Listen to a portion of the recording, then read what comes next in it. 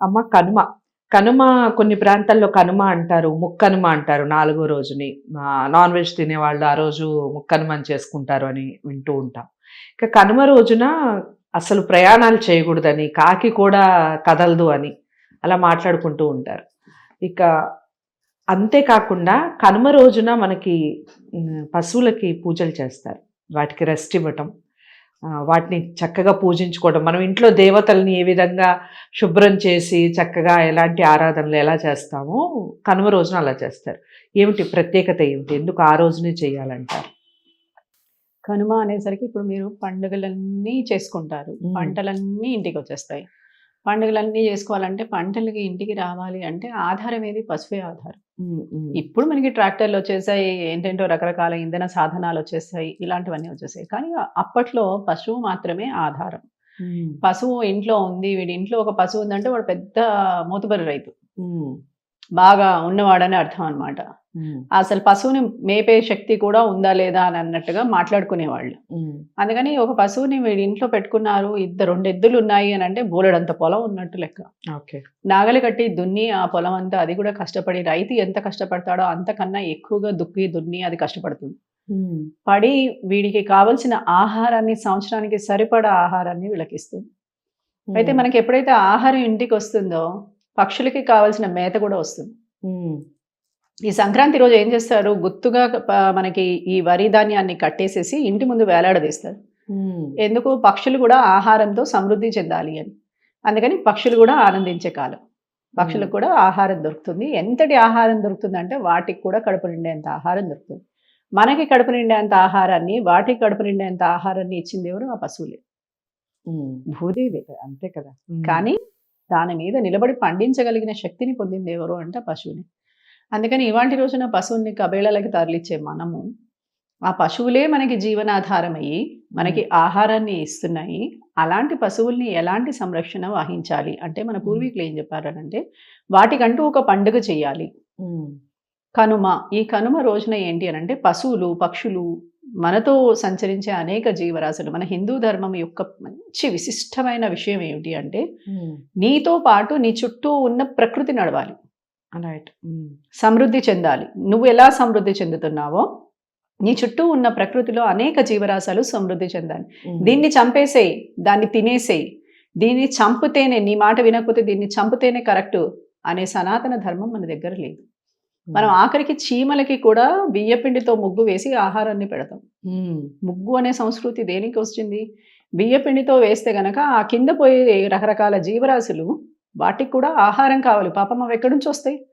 అందుకని ముగ్గేసి నువ్వు కూడా తిను, నేనే కాదు నువ్వు కూడా తిను అని చెప్పి మనం పోషిస్తున్నాం. మనకు తెలిసి తెలియకుండా మన చుట్టూ అనేక మనం అనుకుంటే మన కుటుంబాన్ని పోషిస్తున్నాం. కాదు, మన చుట్టూ ఉన్న అనేక జీవరాశుల్ని మనం పోషణ బాధ్యత మనిషి మాత్రమే వహించాలి. ఇది శాస్త్రం చెప్తుంది. ఎందుకు మనిషి మాత్రమే వహించాలి అంటే మనిషికి కర్మ చేసే అధికారాన్ని భగవంతుడు ఇచ్చాడు కాబట్టి. కాబట్టి వీడి బాధ్యత ఏంటి అంటే చెట్లని వీడే కాపాడాలి, పక్షుల్ని వీడే కాపాడాలి, జంతువుల్ని వీడే కాపాడాలి. వాటికి సంబంధించిన పోషణ బాధ్యత వీడిదే. వీడిది కూడా అంటే వీడి కుటుంబంది కూడా వీడిదే. వీడి చుట్టూ ఉన్న సంఘంది కూడా వీడిదే. ఇవాంటి రోజున ఇది మర్చిపోయి మనం నేను, నాది, నా వరకే, నా కుటుంబమే చిన్నది, నా తల్లిదండ్రులు కూడా లేరు, నేను, నా పెళ్ళాం, పిల్లలు అనే స్థితికి మనం నెమ్మదిగా కిందికి దిగుతున్నాం కానీ పైకి వెళ్ళట్లేదు. మనదంతా ఏంటి అని అంటే పైకి వెళ్ళే సంస్కృతి, కిందికి వెళ్ళే సంస్కృతి కాదు, విశాలమైన హృదయం ఉన్న సంస్కృతి మనది. ఈ విశాల హృదయాన్ని మనం ఇవాళ రోజు రోజుకి వదిలేసుకుంటున్నాం.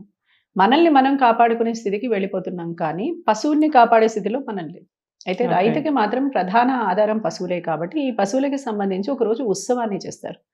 ఈ పశువుల కొమ్ములకి బంగారు తొడుగులు తరుగుతారు అంటే ఉంటే, లేకపోతే చక్కగా పసుపు రాసి బొట్లు పెట్టి వాటికి చక్కటిగా వాటిని అలంకారం చేసి.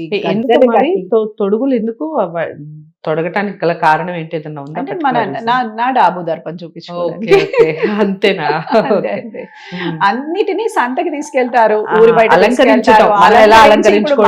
అలంకరించుకుంటున్నామో వాటికి కూడా ఒక రోజు అని పెట్టారు కదా, వాటిని కూడా అలంకారం చేసి తీసుకెళ్లి సంతలో పెట్టేసేసి అన్ని కలిపి ఒక ఉత్సవాన్ని తయారు చేస్తారు.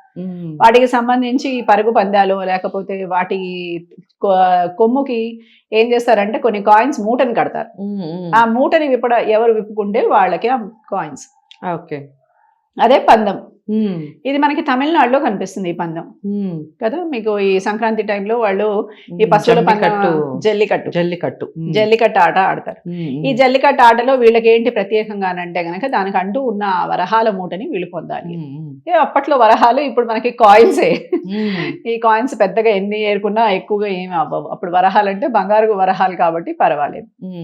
అలా పెట్టేసేసి వీళ్ళు వాటికి పందాలు పెట్టేవాళ్ళు అనమాట.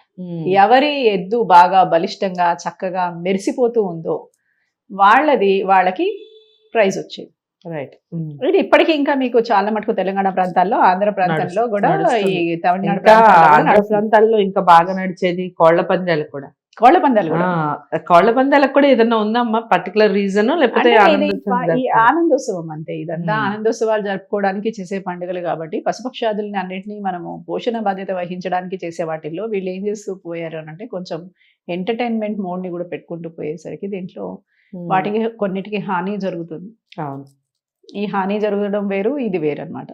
మనం ఈ కనుమ రోజు చేసే పండుగ వేరు. దీంట్లో అంతా ఏంటి అని అంటే కనుక వీరి యొక్క భోగ్యమైన స్థితిని చూపించడానికి, నేను ఎంతటి అనుభవాన్ని అనుభవిస్తున్నాను అని చూపించడానికి ఈ పశువుల్ని ఉత్సవంగా తీసుకెళ్లి ఆ పశువులకి కావాల్సిన దాన చక్కగా పంట ఇంటికి వచ్చేసేస్తే వరి ధాన్యం అంతా తీసేసుకున్న తర్వాత ఆ వరి, ఎండిపోయిన వరి అంటే దానికి చాలా ఇష్టం తినడానికి. పశువుకి చాలా ఇష్టమైన ఆహారం కూడా దానికి వచ్చింది. అందుకని దానికి కూడా కావాల్సిన ఆహారం వచ్చింది. ఎక్కడ చూసినా దానికి ఆహారం ఉన్న సమయం ఇది. అందుకని దానికి పూజ చేయడం, దాన్ని ఆరాధన చేయడం వల్ల మన పూర్వీకులు మనకి తెలియజేయాలనుకున్న సందేశం ఏంటంటే, మీ బాధ్యత, మీరు వీటిని కూడా పోషించాలి. ఇవి మిమ్మల్ని పోషిస్తున్నందుకు వీటిని గౌరవించాలి. ఎవరైనా మనకి ఏదైనా ఒక చిన్న పని చేయగానే వెళ్ళి వాడికి థ్యాంక్స్ చెప్తాం, చేతులు కట్టుకొని నుంచుంటాం. మన పెద్ద బాస్ వస్తే మన దగ్గర వెళ్ళి చేతులు కట్టుకొని నుంచుంటాం. వినయంగా విధేయతలతోటి ఉంటాం. ఎందుకో మన ఉద్యోగం పోతుందేమో అని భయం. ఇది మనకి కావాల్సిన ఆహారాన్ని, పోషణని ఇస్తుంది కాబట్టి, ఆ రైతు యొక్క ఉద్యోగాన్ని నిలబెట్టేది ఇదే కాబట్టి దీనిని ఆరాధన చేయడం నేర్పించారు మన పూర్వీకులు. రైట్. ఇక ఇదే రోజున ప్రయాణాలు చేయకూడదు అని, ముఖ్యంగా అల్లుళ్ళు అలకపాన్పు ఎక్కితే వాళ్ళని అలాగే ఉంచి వాళ్ళ అలకపాన్పులు తీర్చి ప్రయాణం చేయకుండా ఇంట్లోనే కూర్చోబెట్టుకుంటూ ఉంటారు. కనుమ రోజున కాకి కూడా ఇంటి నుంచి ఆ ఇంటి మీద వాలకూడదు అంటారు. అవును. ఎందుకు అని అంటే గనక కనుమ రోజున ఎంతసేపు బలిని కోరుకుంటుంది అని అంటారు. ఊరి పొలిమేరలు దాటితే పొలిమేరలలో బలి కోరుకుంటుంది అంటారు. అందుకని ఈ రోజున ఎక్కడా ప్రయాణం చేయరు.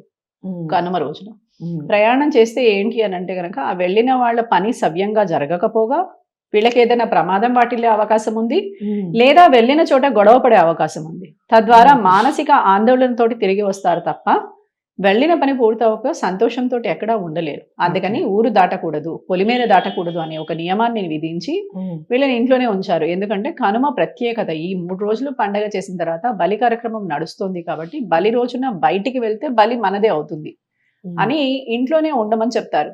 ఎంతటి విధివశాత్తు ఏదొచ్చినా కూడా గడప కూడా దాటద్దు అంటారు. ఓకే. అలా వీళ్ళ ప్రాణరక్షణ కోసమే తప్ప ఇంకేమీ కాదు. ఓకే. మరి అల్లుళ్ళ సంగతి ఏమిటి? వాళ్ళ అలకపాన్పులు తీర్చడం కరెక్ట్ అంటారా? అది కూడా ఆనవాయితీగా వచ్చినప్పుడు. ఇది కూడా ఆనవాయితీగా వచ్చింది. ఇదంతా ఏంటి అని అంటే గనక వేడుక, సరదా, అంతా సరదాలే. ఈ సరదాల్లో ఏంటి అని అంటే తర్వాత గొంతెమ కోరికల్లాగా అవి మితిమీరిపోయి తీర్చలేక చాలా అవస్థలు పడిన అత్తమామలు కూడా ఉన్నారు. ఇప్పుడైతే అసలు అల్లుడు వచ్చినా ఒకటే, కోడలు వచ్చినా ఒకటేలాగా మామూలుగా అయిపోయింది అంత పరిస్థితి. వచ్చావా, తిన్నావా, వెళ్ళిపోయావా లాగా అయిపోయింది. అప్పుడు ఉన్నంత విలువలు, సాంప్రదాయాలు ఇవాళ రోజున మనం ఏ రిలేషన్ కి ఇవ్వట్లేదు. ప్రేమలు కూడా లేవు ఇప్పుడు. ఒకప్పుడు ఉన్నంత ప్రేమలు ఇప్పుడు లేవు. కూతురు పెళ్లి చేసాం, అమ్మాయి అయిపోయింది. ఆ కొడుకు కూడా బయటకు వెళ్ళిపోయా, ఓకే వెళ్ళిపోయాడు.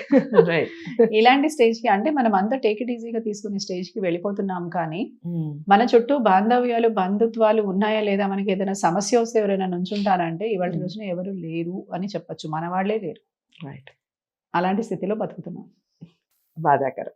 కాకపోతే పండుగని మాత్రం చాలా ఆనందంగా జరుపుకోండి. మీరు కూడా కనుమ రోజున చాలా ఆనందోత్సాహాల మధ్య, ముఖ్యంగా ఎద్దులు మామూలుగా పొలాల్లో ఉండే ఎద్దులు, వాటికి నాగళ్ళకు కానివ్వండి, ఎద్దులకు కానివ్వండి, బాగా పూజలు చేస్తూ ఉంటారు. పల్లెటూరులో నేటికి ఈ సంప్రదాయం కొనసాగుతూ ఉంది. అందరికీ షేర్ చేయండి, వీడియోని లైక్ చేసి ఛానల్ని సబ్స్క్రైబ్ చేసుకోండి. దివ్యరమణ చక్రవర్తులు గారిని కలవాలి అనుకున్న వారు ఎవరైనా ఉంటే స్క్రీన్ మీద కనబడే నెంబర్కి కాల్ చేయండి. నమస్తే.